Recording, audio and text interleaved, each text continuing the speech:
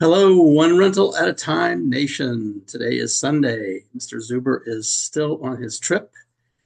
As someone correctly mentioned, it's not a vacation, it's a trip because he's still posting. So remember when you see his posts, he's 12 hours ahead of the East Coast. So right now, the East Coast, it's 5 p.m. So it's 5 in the morning over there. I'm going to show you where he is in a minute. So for anybody that's interested, this is my website, breakpointtrading.net. And I have a newsletter, free newsletter that comes out every week. I just posted it earlier this morning. So you can just click right there and get the newsletter.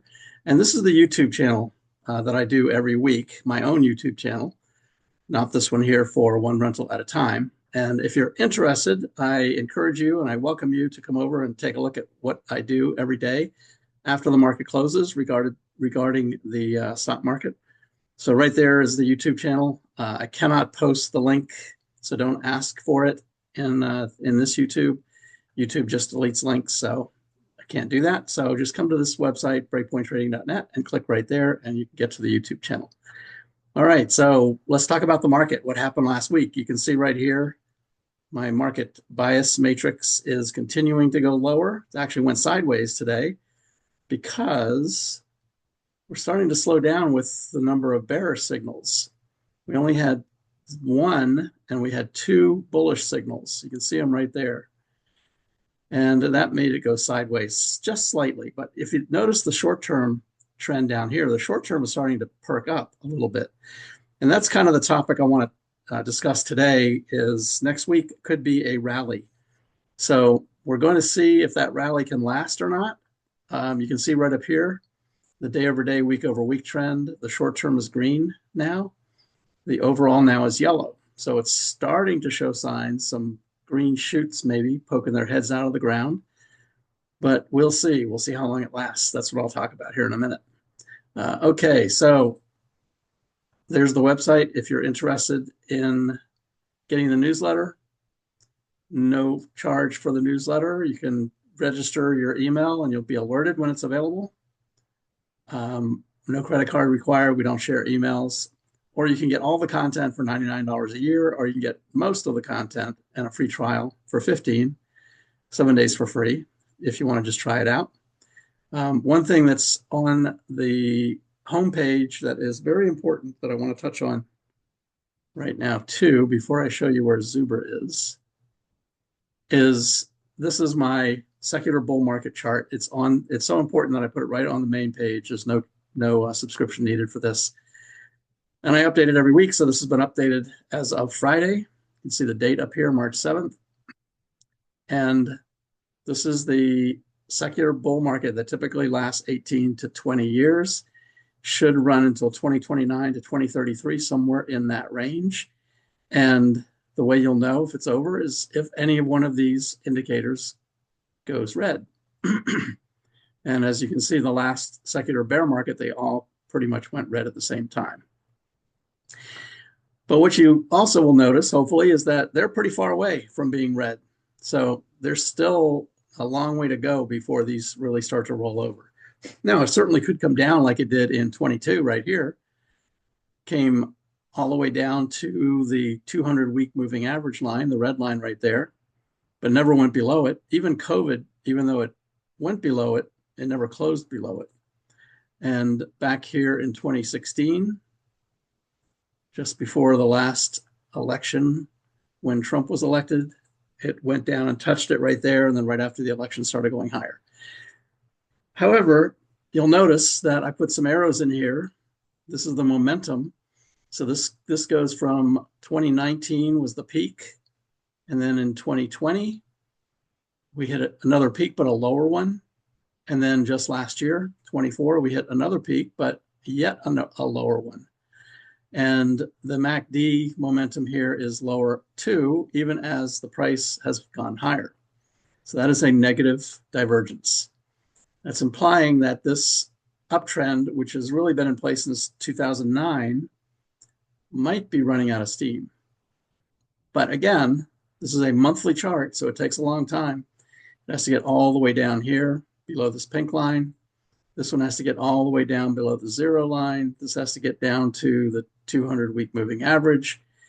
We're still a ways away from any of those things happening. However, I'm starting to see signs that it could head that way maybe by 2029. So 4 years from now, that might be likely, but I don't see it in the short term. So anyway, that's right there on the main page for anyone, anytime you want to take a look at it, it's right there. Let's take a look at where Zuber is real quick. All right, so this is as of just a little while ago, actually. So you can see he has left Hong Kong. He was in Vietnam down here, came up and they stayed in Hong Kong. And now they have left Hong Kong and they're on their way to, I believe, Taiwan is the next stop up here. So again, they're 12 hours ahead. So they're cruising at night. So they left probably at 10 o'clock at night, something like this. That right now it's 5 in the morning. So they're probably sleeping soundly, getting ready to wake up for that buffet, that breakfast buffet that they probably hit every day. But that's where Zuber is right now. So if you see him posting anything later tonight or tomorrow, you know that he's on the ship on his way to Taiwan. All right, let's take a look at the next one. I've shown this before, but I've updated it. This is the market cycles, typical market cycles. They move like this, accumulation phase near the bottom, where it goes up and down and finally breaks out. Oops, sorry, didn't want to show you that yet. Finally breaks out, then it might have a reaccumulation phase, and then finally a distribution phase at the top. So this is the actual market going back to 2023. That was the low in October 2023. There's the markup phase, reaccumulation, markup, reaccumulation right there. And then all through here that I've been talking about for the last 2 months is the distribution phase. And somebody asked me, well, how do you know it's not just another reaccumulation? Well, you don't know until it breaks out of the channel. And it has now done that. It has now broken out of that distribution phase. So you can see down here, this looks almost identical. You can see where this one came down, created a support line. There's support right there, right there, right there. Created support like it did right over here. Broke down below it and then went back above it like it did right here. Then went back to the top again and then started breaking down. Came down a little bit like this and then went back up like this and then came down to the support line right there and then broke through it just like this. Broke through. Now notice what this one does when it breaks through. It goes back up and tests that support, which is now resistance. So we have not started these. I drew these in here just because I think this is what might happen. But right now we're sitting right here. We went below the 200-day, but came back and closed above it. So we went right down to this support area, and I've had this in here for weeks now. This is a combination of 2 Fibonacci levels. The gray one here starts way down here at the low, and the blue one starts here at this low here in April of 24. Where those lines kind of converge, which is right there, is a major support area, and it came down right to that area on Friday, bounced and closed above the 200-day.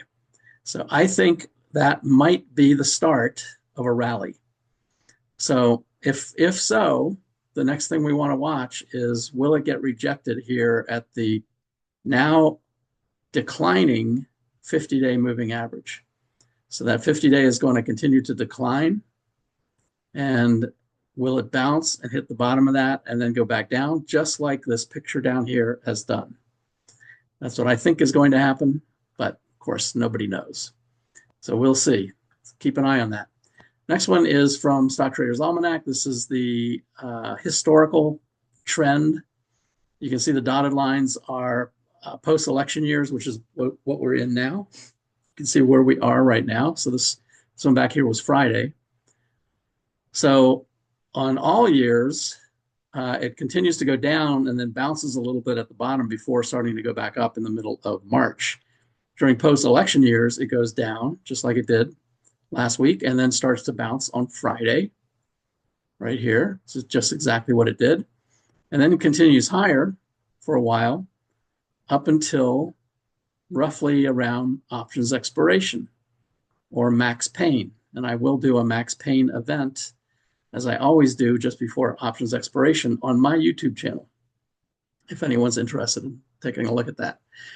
So that's the historical trend. So one more reason why I think we may get a rally next week, in addition to bouncing back above the 200-day. But that's one more reason, and there's others, which I'll show you. CPI is coming up next week as well. So let's jump back over here to the charts page on the website.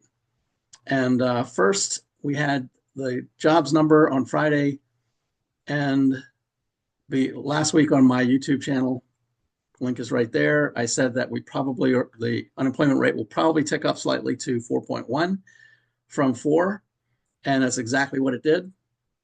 And here's the reason I said that, because unemployment claims spiked right here in this 1 week, but in general, they were higher than the month before.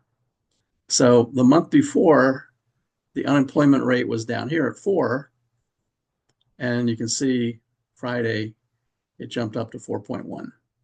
Well, that's the reason I thought it would, and that's exactly what it did. Now, this is not too concerning yet for the Fed. It needs to really start to accelerate to the upside, and I think when it gets to 4.5 or more, that's when the Fed might be worried. But so far, it seems pretty tame right now. So that's good news for the Fed. What about CPI? CPI is coming up next week. What can we expect for that? So here's CPI headline. The headline, or the base effect, is how they calculate CPI. Typically, it is a 12-month moving average window. And when the new one gets reported, then the window moves to the right and one drops off on the back end. Whenever a large one drops off, like it is right there, then typically CPI comes down. Now, right now, right now it's at 3.0. The forecast expectation is 2.9. So the expectation is that this base effect is going to actually bring it down, and I think that is what will happen. So I think it will come down to 2.9. I think there is a chance that it could even come down to 2.8. Could come down lower than what they expect. And I'll show you why in a minute. The next 2 months also have big ones that drop off.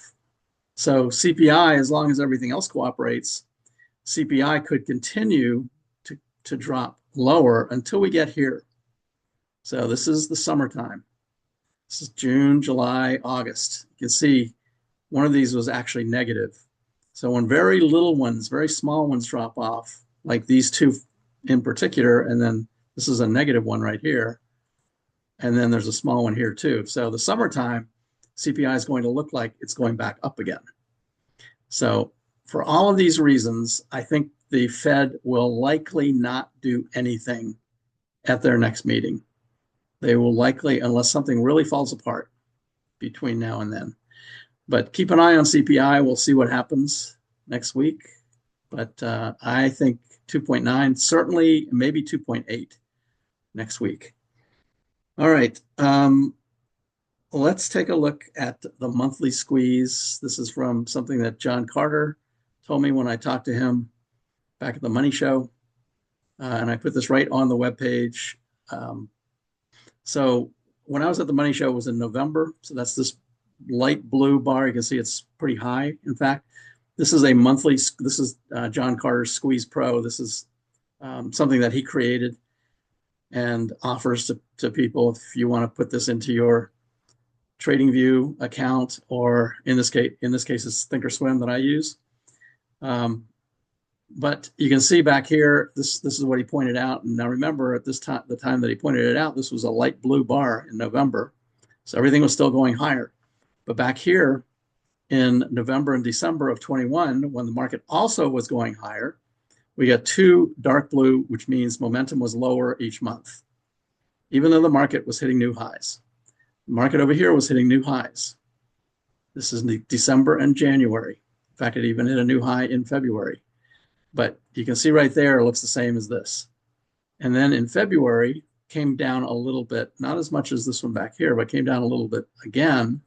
And this is February. So we're only a week into February, so this doesn't complete until the end of the month. However, it is down considerably. So it's beginning to look more and more like this recovery should actually be on this yellow bar over here. Forgot to move that over. But the recovery is when the bars start moving up. Momentum starts improving again. But this looks very similar to 2022. So keep that in mind. And if we look at the indexes down here, these are ranked by relative strength. So the strongest is in the upper left, gold. Bitcoin is the second strongest. And the Russell 2000 is the weakest down here. So these are right on the website for anyone that wants to look at them. It's on the charts page under index charts right there. All right, so let's talk about, oh, I know what I didn't show you. I didn't show you the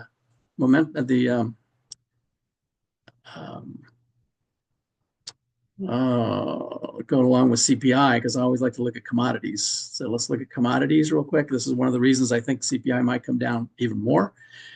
So commodities, DBC, which is made up of all these components right here, came down. So this highlighted area is what will be reported on next week.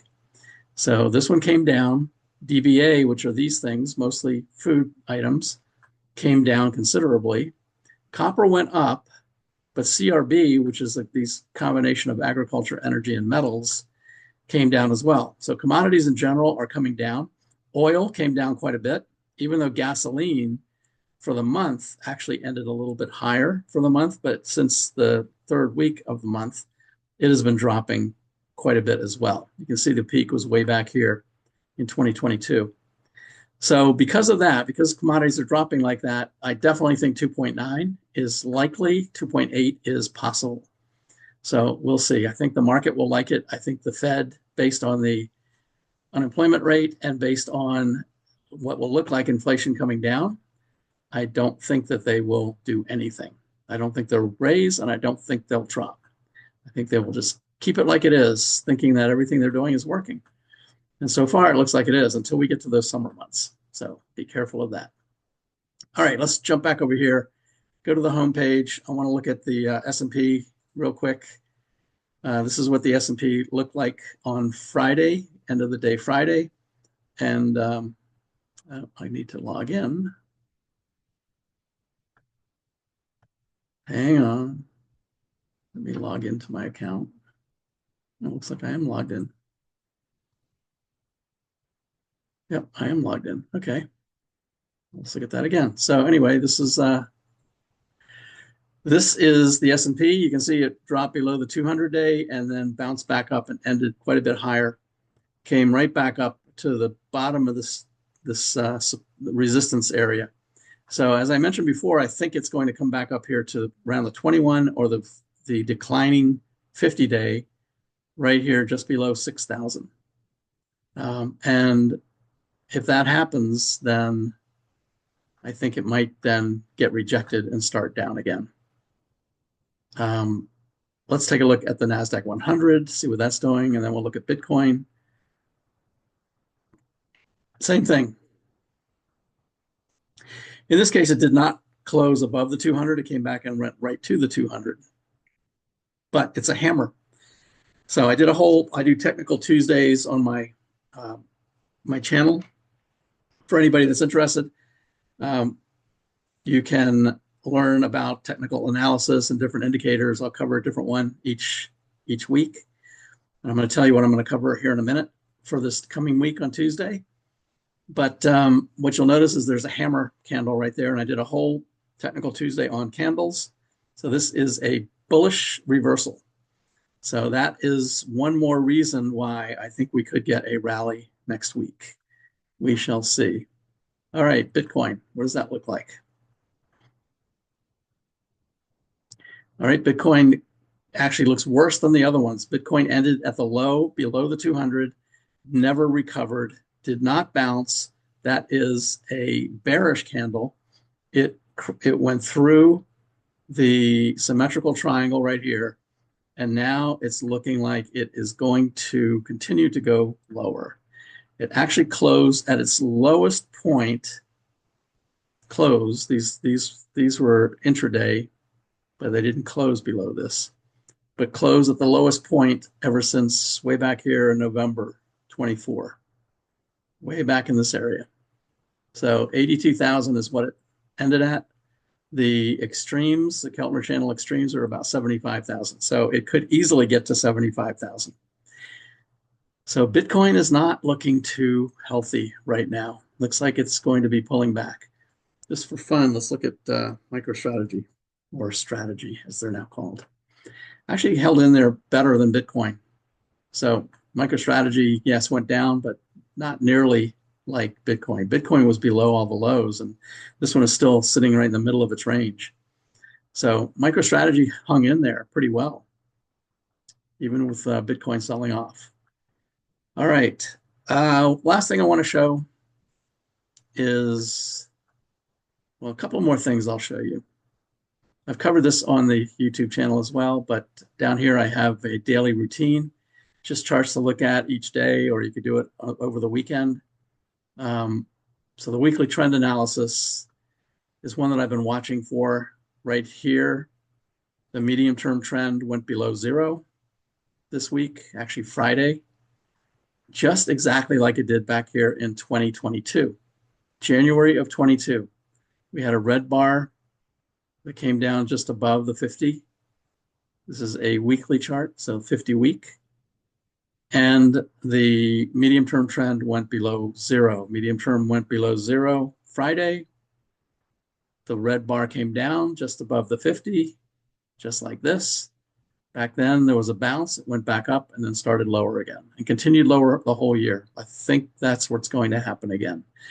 And you'll notice the dark green right here is money flow. So money flow is about to go below zero too. So that means negative money flow. Money flowing out, that's a quarterly money flow, the darker one. The lighter one in the background is for a full year. That's the annual money flow. You can see what happened back here in 22. There's the quarterly, went below zero. Looks like we're just about to do that right now. In fact, it's at 0.02 is where it is. It's just a hair away from going below zero. So that could happen next week, except we might get a bounce next week. But could be short-lived. All right. What else over here? 10-minute chart are interesting. So these you can look at during the day. This is another reason why we might get a rally. So this is the 10-minute chart. This goes back to right here is Monday of last week. This is where it started, and it just continued to go down all week long, creating this trend line right here. And on Friday, even though it didn't close above it, it went above the trend line and potentially created a higher low. Now, we don't know that until it gets above this previous high. So if we do get even a little bit of a rally, even one day or so of a rally, then this is going to officially be a higher low, which is a character change. Now, this is very short term. Remember, this is a 10-minute chart. But that will be a character change implying a short-term rally. That's one more reason why I think there might be a rally next week. All right. Lots of good things on this page right here. I updated these yesterday. So any of these industry groups that are in green are in the top 10 for the week. Notice mining, gold down here, water, the top 10. The ones that are in red are in the bottom 10 for the week. And on any one of these, like home construction, you can click on the little box and get all of the home builders that came in as of Friday. This is as of Friday. So Hovnanian was up 3.3% on Friday. Dreamfinders, and that shows you all of them. You can sort it for the week. So 1 week, these are all the ones that were positive. Hovnanian's up there again. KB Home, Lennar, Pulte Group. All of these were positive for the week of about 5 to 7% up for the week. So they seem like they're rallying. So this is one way you can start to see things as they're happening in the different industries. Here's defense over here, was in the top 10. Number one was Axon, up 5%. That was just for the day. Leidos, Lockheed Martin, up 2.5% for the day. Then if we look at 1 week, there's the 1 week gainers Leidos, Lockheed Martin here, up 6% for the week. So finally starting to make a move higher. So that's, again, one way you can see which industries are doing well. You can click on the box on any of these and see what stocks are doing well for the day or the week or even year to date if you want to. All that is right in there. All right, the final thing I want to show is if we go back to the home page, this is what I'm going to do a whole session on next Tuesday, on my Technical Tuesday, which will be the new Dow theory. So if I click right here, it explains what Dow theory is. And this explains the whole thing. You can actually click here and get a more detailed explanation of Dow theory. Basically, Charles Dow, way back at the beginning of the century, discovered that, you know, if you're tracking the Dow Jones Industrials, then in a healthy environment, a healthy economy, the transportation group should also be doing well. And it kind of makes sense. So the people that are producing the goods and the people that are distributing and delivering the goods, both of those are doing well, then the market should be in an uptrend. If the Dow is doing well, but transportation starts to falter, in other words, doesn't make new highs at the same time as the Dow, then you get a negative divergence, and it looks like this. So this is the old Dow theory right here. It's highlighted. You got the Dow Jones Industrials on the left-hand side, and you have the transportation index on the right-hand side. So notice the green line across here. This is the same time frame. Green line over here, it came back and hit the same high, but in that same time frame, the transportation group had a lower high. So that is non-conformance. Non-conformance with Dow theory. Now, what I'm going to cover on Tuesday is the new Dow theory.